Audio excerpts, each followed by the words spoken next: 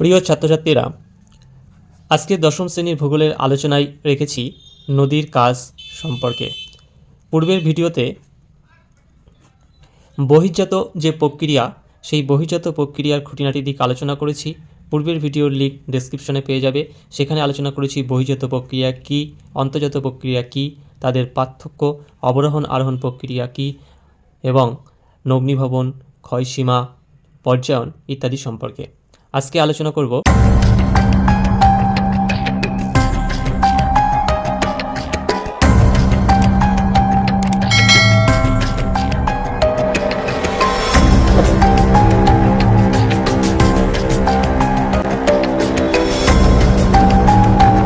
উৎস থেকে মোহনা পর্যন্ত নদীতে নদীর ঢাল, নদীর কাজ, নদীর জলের পরিমাণ প্রভৃতির উপর ভিত্তি করে নদীর তিনটি গতিতে প্রবাহিত হয়। নদীর ঢাল, নদীর কাজ, নদীর জলের পরিমাণ।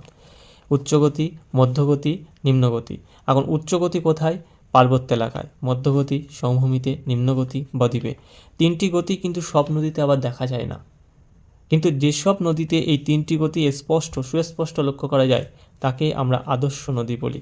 আদর্শ, যার সমস্ত দিকই বা গুণাগুণ তার মধ্যে আছে। এরকম অনেক নদী আছে, এক কথায় গঙ্গা। তাছাড়াও সিন্ধু, ব্রহ্মপুত্র, নীল, মিসিসিপি, মিসৌরি, যে কোনো একটা বললে হবে। যদি বলে ভারতের একটা আদর্শ নদী, তাহলে কিন্তু গঙ্গাটাই বলতে হবে। গঙ্গা যেমন উৎস থেকে যখন হরিদ্বার, এটা উচ্চগতি। পূর্বে এক বলেছিলাম, এই কথাটা খেয়াল করে দেখো। নদীর উৎস ও গোমুখ গুহা থেকে হরিদ্বার পর্যন্ত এই অংশটা আমরা কি বলেছিলাম? উচ্চগতি। আর এই উচ্চগতি থাকে কিন্তু ধারণা অববাহিকা। হরিদ্বার থেকে বিহারের রাজমহল মধ্যগতি, রাজমহল থেকে মোহনা পর্যন্ত নিম্নগতি। আর এই মোহনা পর্যন্ত গোমুখ গুহা থেকে এই টোটাল এলাকা কিন্তু নদী অববাহিকা। নদীর বিষয়ক একটা জিনিস সবচাইতে বিশেষভাবে মনে রাখতে হবে, সেটা হচ্ছে ষষ্ঠঘাত সূত্র। ষষ্ঠঘাত সূত্র মানে হচ্ছে 2⁶, অর্থাৎ নদীর গতিবেগের সঙ্গে বহন ক্ষমতার সম্পর্ক আছে এবং সেই সম্পর্ক, নদীর গতিবেগ যদি দ্বিগুণ বাড়ে বহন ক্ষমতা 64 গুণ হয়ে যায়, মানে 2⁶ হয়ে যায়। দ্বিগুণের পাওয়ার 2⁶, তাই ষষ্ঠঘাতের সূত্র। এই সূত্রটি প্রথম করেছিলেন ডাব্লিউ হপকিন্স। এবং নদীর যে জল প্রবাহ, সেটা মাপার একক আছে, ঠিক আছে। যেমন মানুষের ক্ষেত্রে উচ্চতা মাপা হয়ে থাকে সেন্টিমিটার বা ফুট, ইঞ্চিতে, ঠিক তেমনই এই নদীর জল মাপাতে হয় সেই ফুট, ইঞ্চি নয়। নদীর জল মাপার ক্ষেত্রে ব্যবহৃত হয় একটি একক, সেটা হচ্ছে কিউসেক আর কিউমেক। কিউমেক মানে হচ্ছে ঘন মিটার, অর্থাৎ মিটার পার সেকেন্ড, ঠিক আছে। আর কিউসেক মানে হচ্ছে ফুট পার সেকেন্ড। এই কিউসেক আর কিউমেক কাকে বলবো? দেখো, কিউসেক আর কিউমেক জলপ্রবাহের পরিমাপের একক, কিন্তু যখন কোনো নদীতে একটি নির্দিষ্ট স্থানে প্রতি সেকেন্ডে যত ঘন ফুট জল প্রবাহিত হয় তাকে বলে কিউসেক। এটা এফপিএস পদ্ধতি। আর একই কথা, কোনো নদীতে যদি একটি নির্দিষ্ট স্থান দিয়ে প্রতি সেকেন্ডে যত ঘন মিটার, এই জায়গাটা চেঞ্জ করলে তোমার পুরো সংখ্যাটা হয়ে যাবে, প্রবাহিত হয় ঘনমিটার, তাকে বলে কিউমেক। মনে রাখবা, এটা সবচেয়ে শর্টকাট টেকনিক বলে রাখি, কিউমেক আর ঘনমিটার, মানে মেক আর মিটার। এটা খেয়াল রাখলে আর মানে ভুল হবে না, সিরিয়াস পদ্ধতি এটা।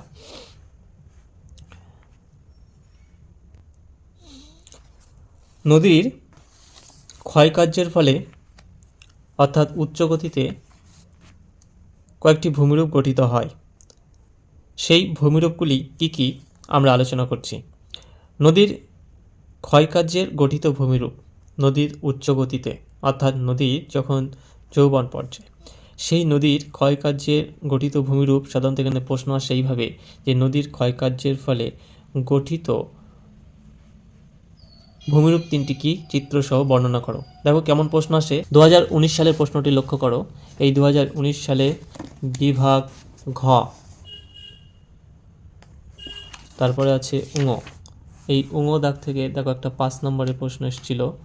5 নম্বর, এখানে দুটো লিখতে হয়, 5 দুগুণি 10 থাকে।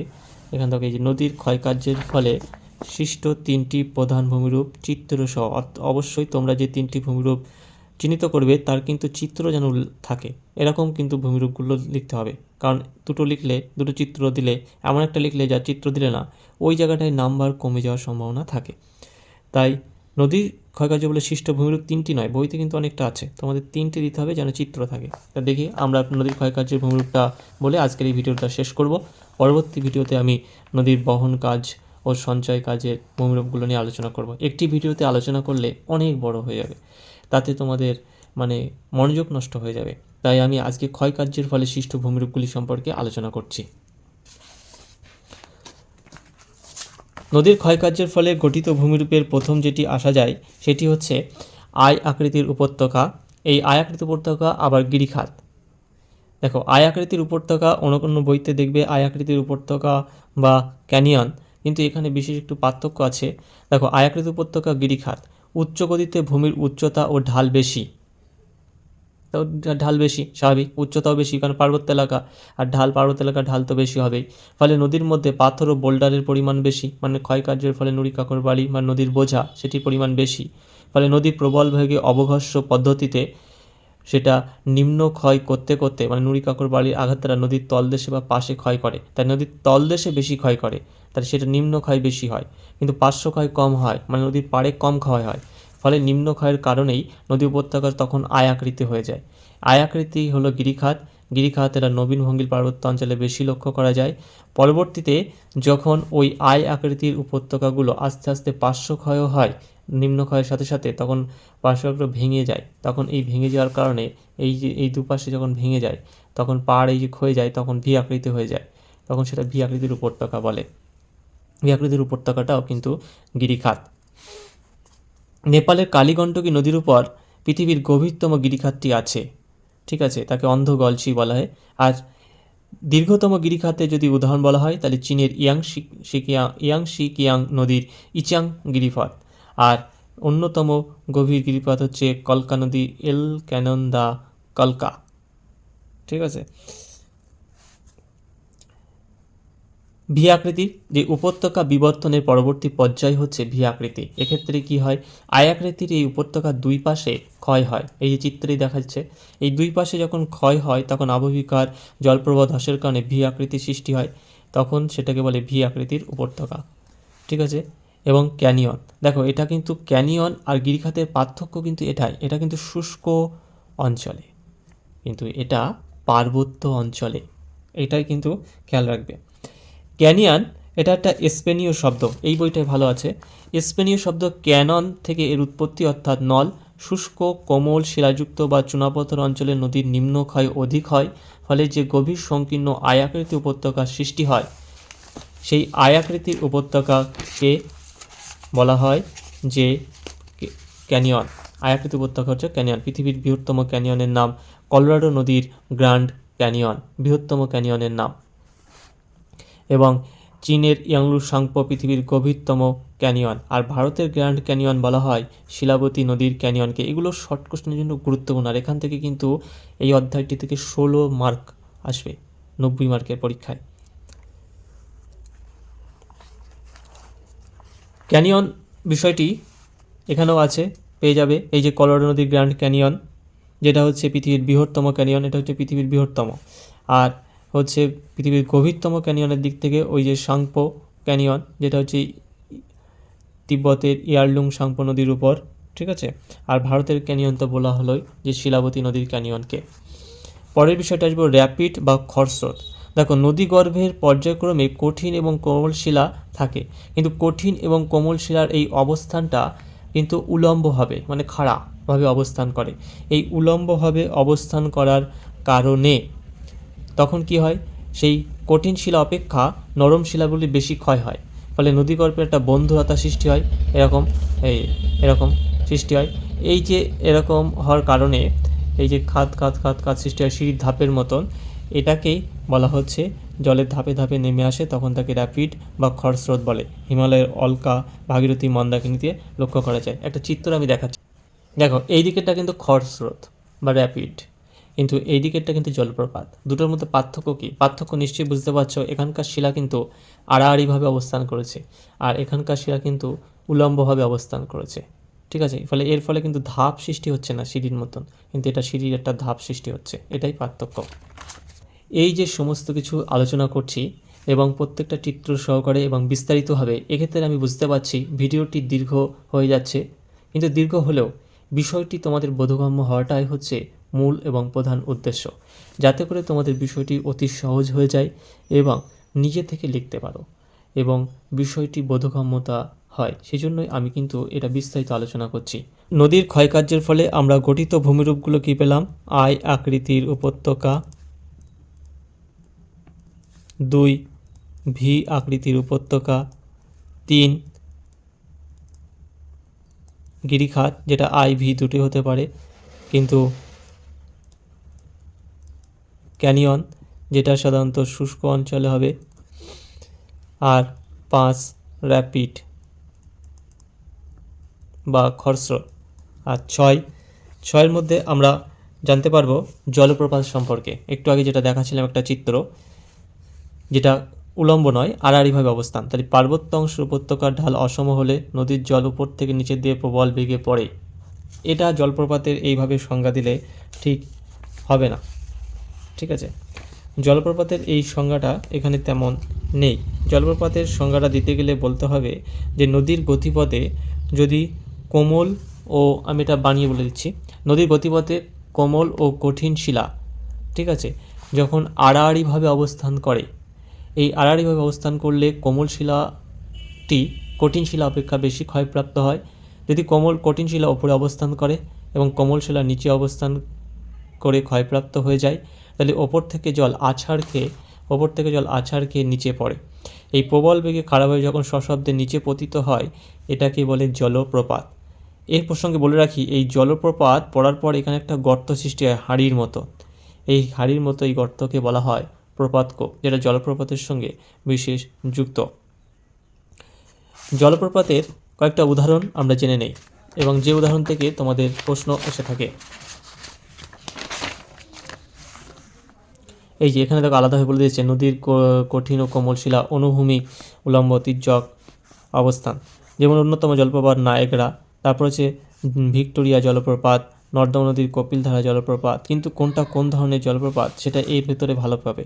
এই যে পৃথিবীর উচ্চতম জলপ্রপাত ভেনেজুয়েলার স্যাল্টো অ্যাঞ্জল। যদি বলে জলপ্রপাত পৃথিবীর সর্বাধিক বিস্তৃত জলপ্রপাত, তাহলে হচ্ছে ইগুয়াজু।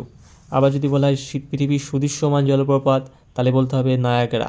আবার সরাবতী নদীর উপর ভারতের একটা জলপ্রপাত আছে যোগ জলপ্রপাত, আর দুধসাগর, এগুলো জলপ্রপাত। তবে ভারতের নায়াগ্রা বলা হয় কাকে? যেমন নায়াগ্রা হচ্ছে কানাডা মার্কিন যুক্তরাষ্ট্রে, তেমন ভারতের নায়াগ্রা, যেমন একটু আগে আমরা বলেছিলাম যে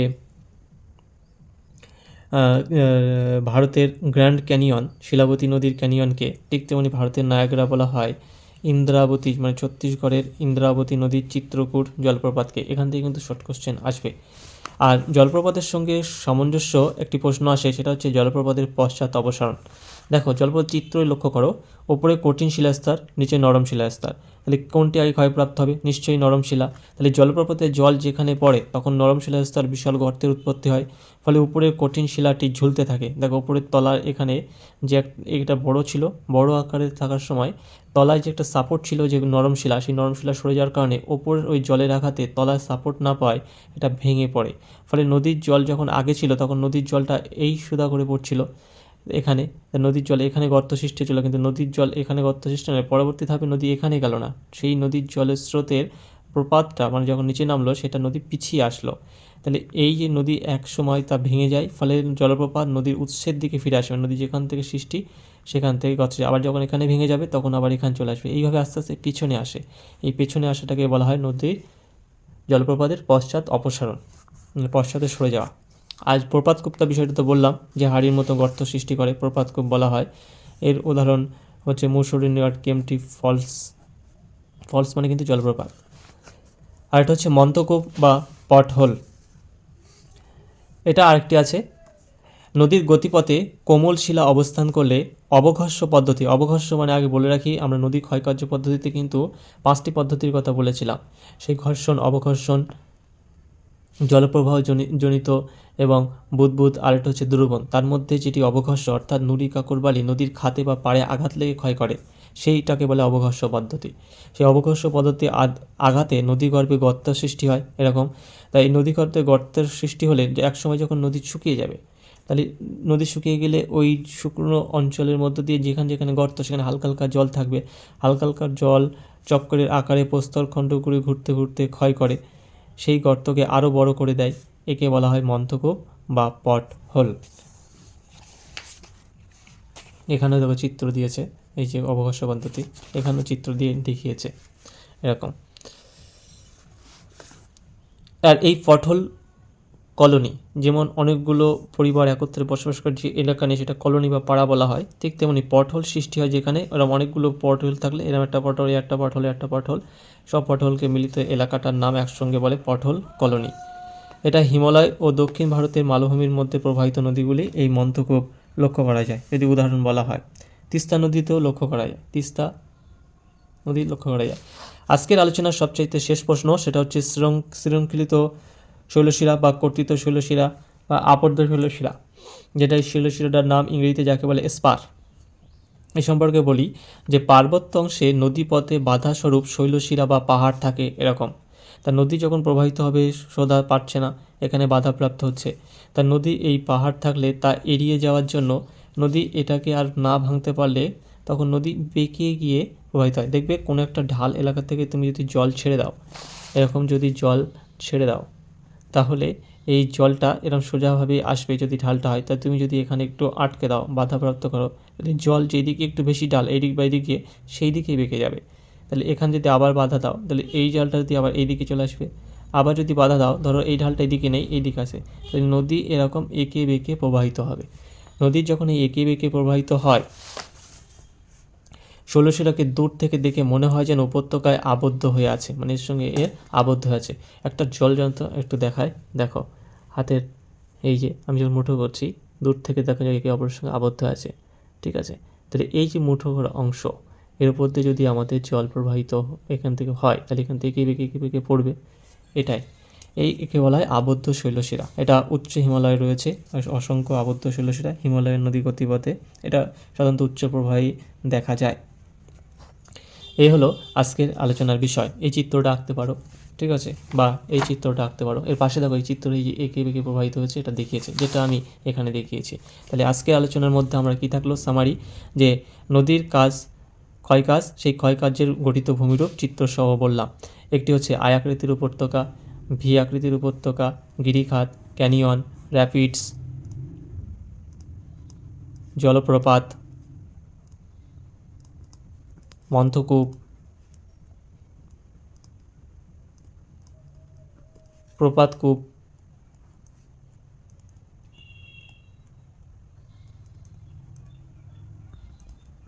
আবদ্ধ শৈলশিরা, ঠিক আছে, এই কটি। তা আমাদের এখানে যে কোনো তিনটি, তো তোমরা এখান থেকে গিরিখাত দিতে পারো, ক্যানিয়ন দিতে পারো, কারণ চিত্র আঁকাও সহজ আর লেখাও সহজ। জলপ্রপাতটা দিতে পারো, এই তিনটে দিলে হবে। মন্থকূপ দিতে পারো, ঠিক আছে, কারণ এগুলো আঁকতে পারবা। আবদ্ধ দিতে পারো, ঠিক আছে। তা এইখান থেকে করবে তাহলে পেয়ে যাবে। ধন্যবাদ।